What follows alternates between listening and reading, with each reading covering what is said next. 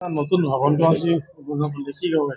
প্ৰথমটো আপোনাৰ মাধ্যমত মই ৰাইজক জনাব বিচাৰোঁ যে এই যিটো মৈত্ৰী আঁচনি আছে, এই থানাটো মৈত্ৰী আঁচনিত বনিলে আমাৰ মাননীয় মুখ্যমন্ত্ৰী চাহাবে মৈত্ৰী আঁচনিৰ ভিজনটো কৰিলে।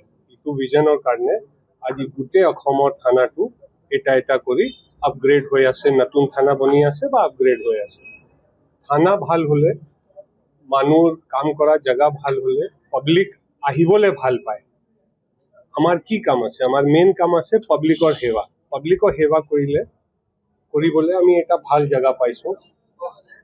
লেটেষ্ট টেকনলজিটো ইয়াত আহিলে, যিটো পুৰণা থানাৰ বিল্ডিঙত মানে ইমান চাইবাৰ চেলবিলাক বনোৱাটো চান্স কম আছিলে। ইয়াত আৰু এটা নতুন বস্তু আছে যে উইমেন এণ্ড চিলড্ৰেন কৰ্ণাৰ আছে। যদি কোনোবা মহিলা বা বাচ্চা আহে তেওঁবিলাকৰ কাৰণে বেলেগ জেগা আছে। চ' যিমান আজিকালিৰ BPRND মানে ব্যুৰ' পুলিচ ৰিচাৰ্চ এণ্ড ডেভেলপমেণ্টৰ ষ্টেণ্ডাৰ্ড আছে, তাৰ মতে অসমৰ থানাটো এতিয়া চব আপগ্ৰেড হৈছে, যিমান বাকী আছে আপগ্ৰেড হৈ আছে।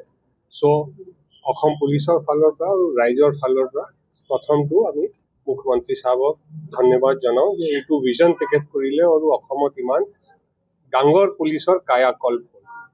ৰাইজক মোৰ আহ্বান আছে, ৰিকুৱেষ্ট আছে, বিনতি আছে, যি আপুনি বিচাৰে যে পুলিচৰ লগত মিলি আমাক দুটাকে আমাৰ অসমক আৰু অসমৰ ৰাইজক আমাক ছেফ ৰাখিব লাগে, সুৰক্ষিত ৰাখিব লাগে।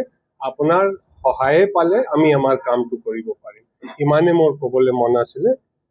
জয় হিন্দ, জয় অসম।